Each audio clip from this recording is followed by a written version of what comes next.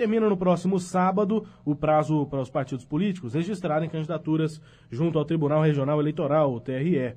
Mas desde as convenções partidárias, uma série de limitações já foram impostas aos candidatos escolhidos nas convenções. E aí, o que eles podem ou não podem fazer agora em diante? E depois do registro das candidaturas, o que é que muda? Para falar sobre essas questões, nós estamos recebendo aqui no estúdio o advogado Colemar Moura. Colemar, muito obrigado pela presença. Bom dia. Bom dia a todos os membros da mesa, aos colegas aqui presentes do jornalismo, aos ouvintes. E é mais uma vez um prazer estar aqui para debater esses assuntos voltados à legislação eleitoral. Prazer é nosso também recebê-lo aqui. Vacil, Eduardo, muitas dúvidas já para serem esclarecidas. Vacil, iniciando a nossa rodada de perguntas.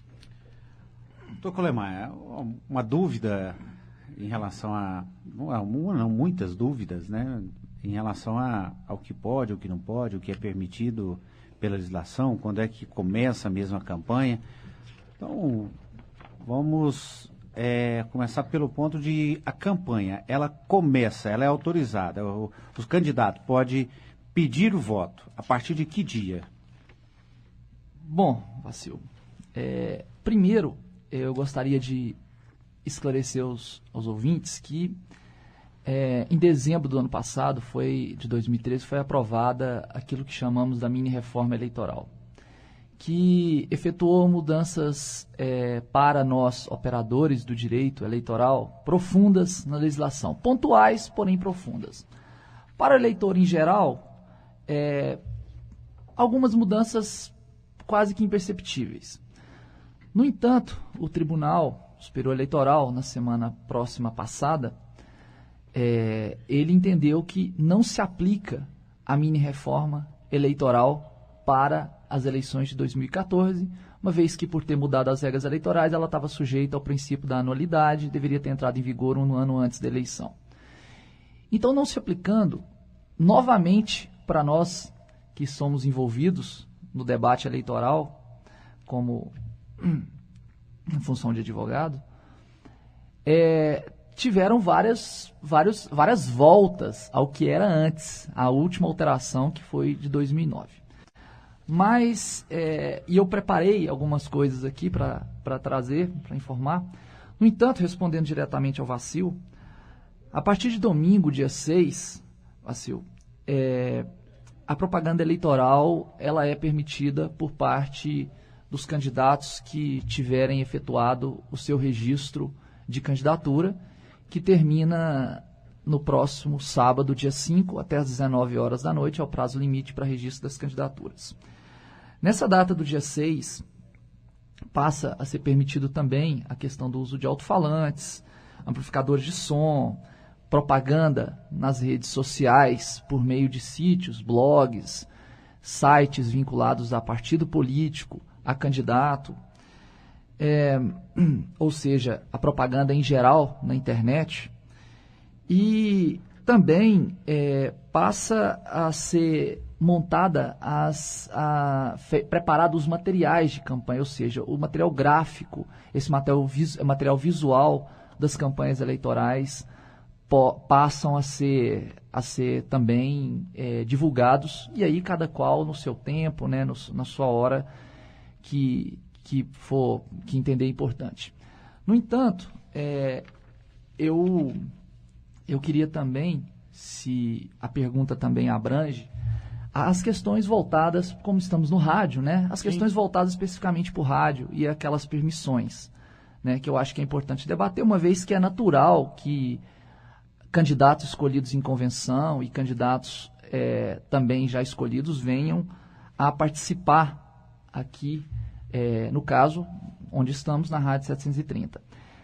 É importante dizer que já não era considerada propaganda eleitoral antecipada, essa até o dia 5, já não era considerada, ou seja, era permitida a participação de filiados e pré-candidatos em debates jornalísticos, programas ou qualquer tipo de encontro que acontecesse no rádio, ou na TV e também na internet.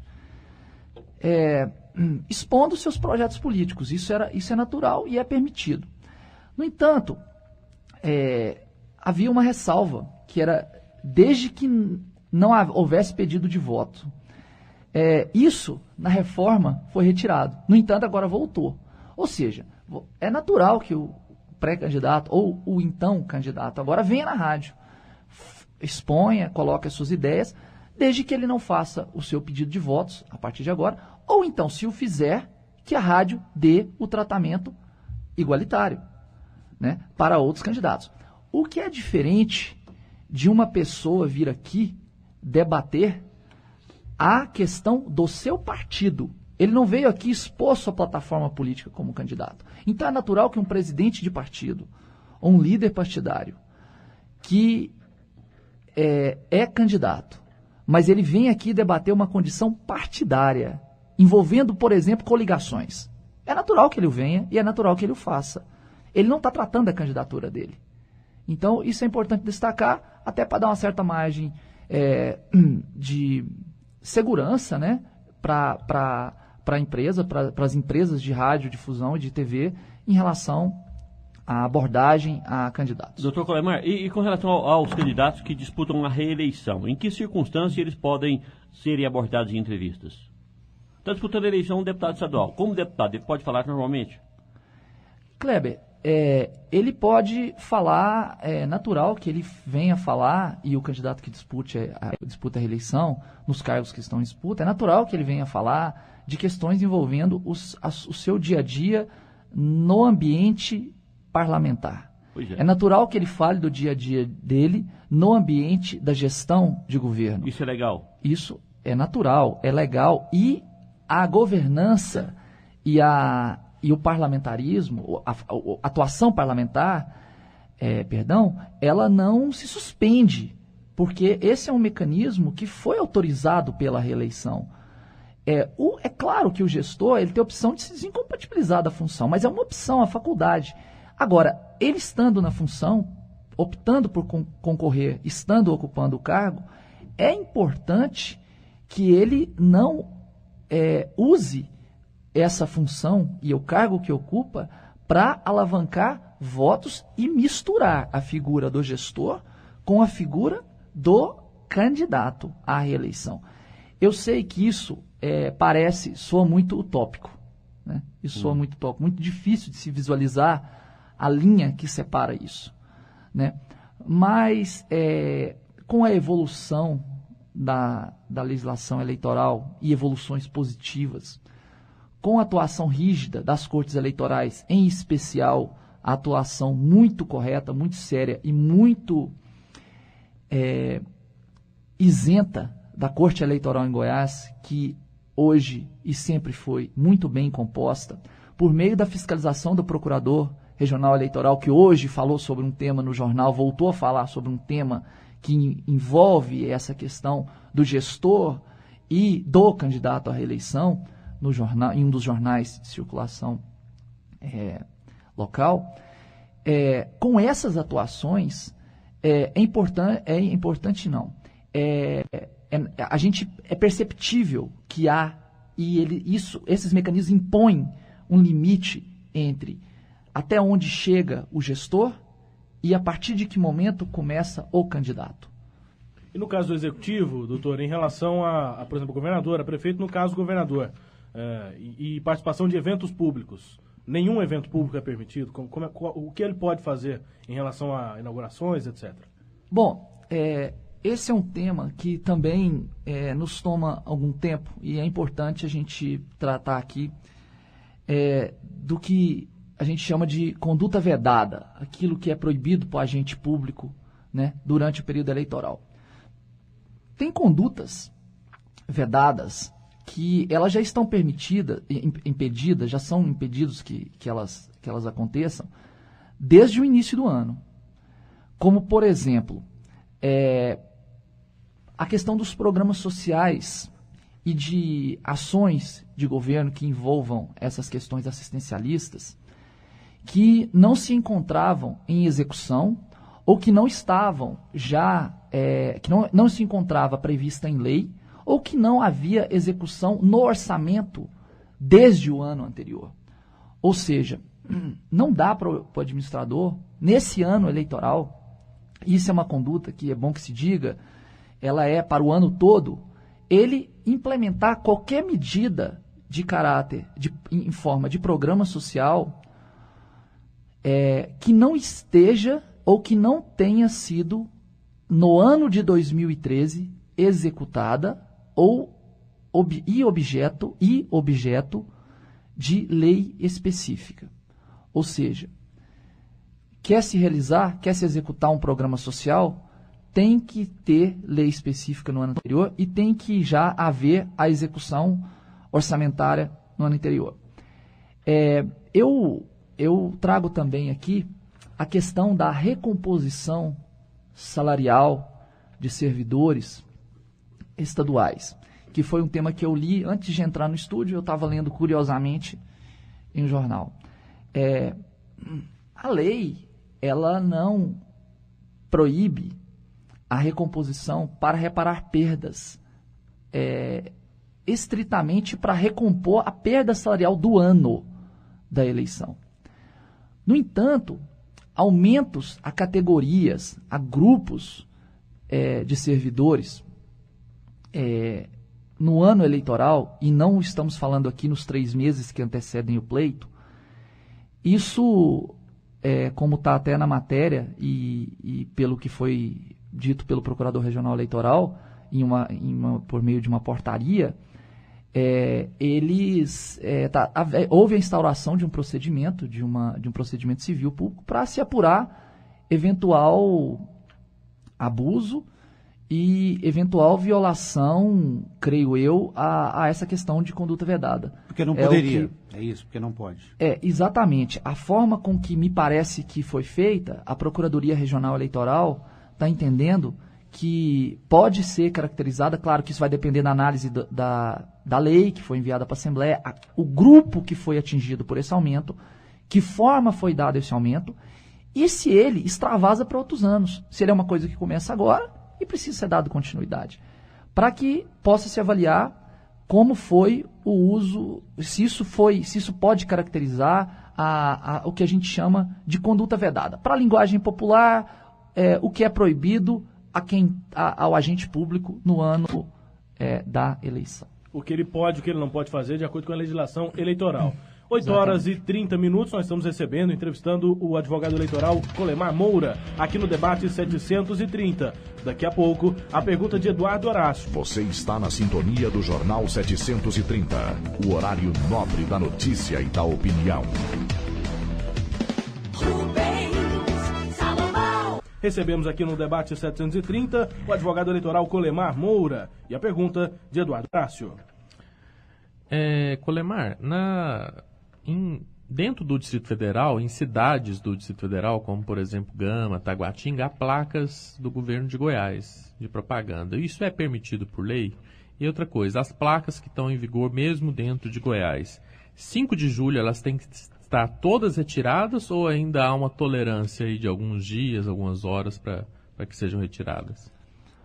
Bom, Eduardo, é muito claro o que a lei fala, que a partir dessa data, de 5 de julho, isso está previsto no calendário eleitoral, divulgado pela Justiça Eleitoral, com exceção da propaganda, aquela de produto que tenha concorrência de mercado, é vedado autorizar a publicidade de atos, programas, obras, serviços ou campanhas de órgãos públicos, no caso estadual, salvo naqueles casos de urgência, por exemplo, questão de saúde pública, questão de campanha educativa, de órgãos de trânsito, o que já é conhecido.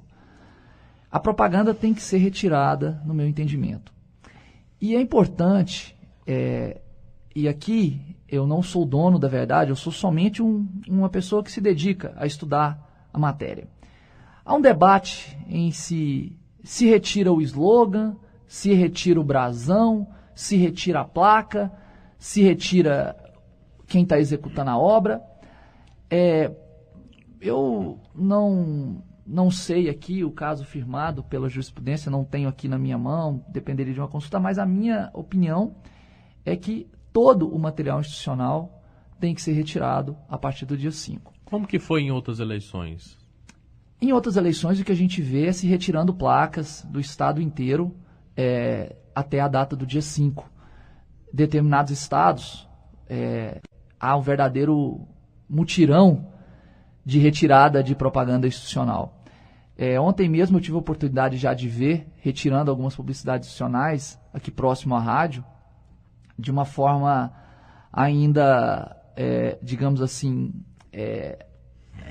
ainda muito, de forma muito simples, né? Que era tirando um determinado slogan, né? Agora, diretamente, Eduardo, essa conduta, essa ação, a propaganda institucional, ela é proibida a partir do dia 5. Sem dúvida nenhuma, isso não há dúvida, e eu acho que isso é um ponto pacífico entre todos os operadores aí da área e em relação ao fiscal também, que é o Procurador Regional Eleitoral do Estado. E aí nas redes sociais, doutor, o que pode e o que não pode? Inclusive nessa questão de divulgar obras, brasões, slogan. Kleber, é a mesma lógica. A regra, apesar da internet, da inserção da internet e das redes sociais ser uma inovação, ainda é tratado como uma inovação. Às vezes soa até estranho falar inovação, como se fosse uma coisa que vem, mas a internet, ela vem o tempo todo. Todo dia surge uma rede social nova. Então, essa previsão de vedação da propaganda institucional, ela não é só aquilo que você vê na sua cidade, na sua estrada, no seu, né, por onde você anda.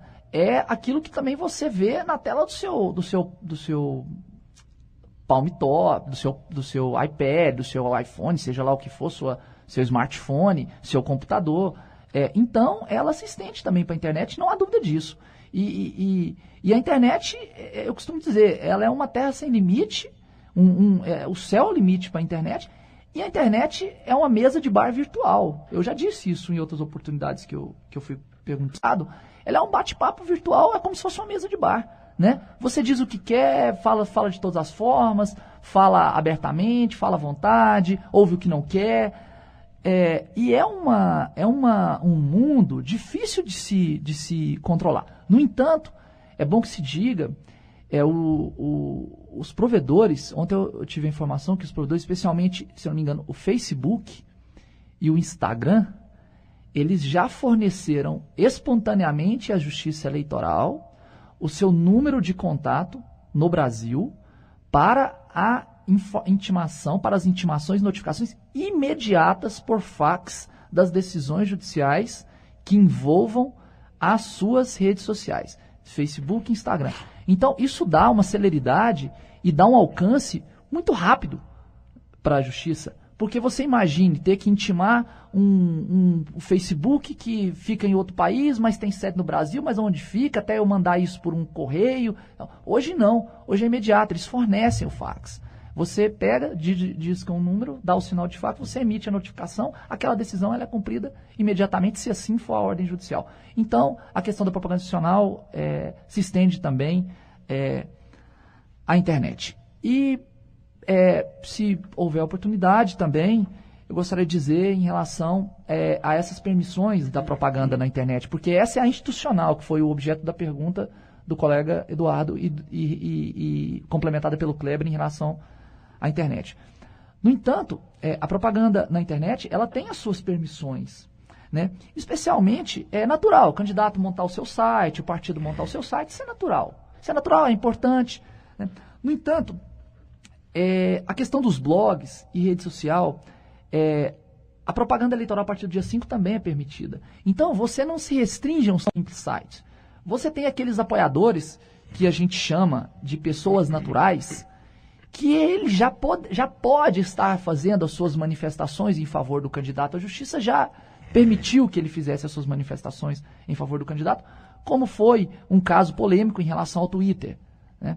Que o que não dava era para o candidato, notoriamente candidato, fazer o seu proselitismo por meio da rede social. Isso não estava permitido. No entanto, a pessoa natural ela pode, da mesma forma que ela pode, a partir de agora, fazer a propaganda na sua página, desde que não seja pessoa jurídica e que não seja propaganda paga, desde que não seja jurídica e propaganda paga, repito, ele pode fazer essa propaganda em favor daquele ou daqueles candidatos com os quais a pessoa tem simpatia, ou acredita na sua plataforma, ou quer divulgar algo que ele colocou como uma plataforma de governo, um plano de governo, seja lá o que for.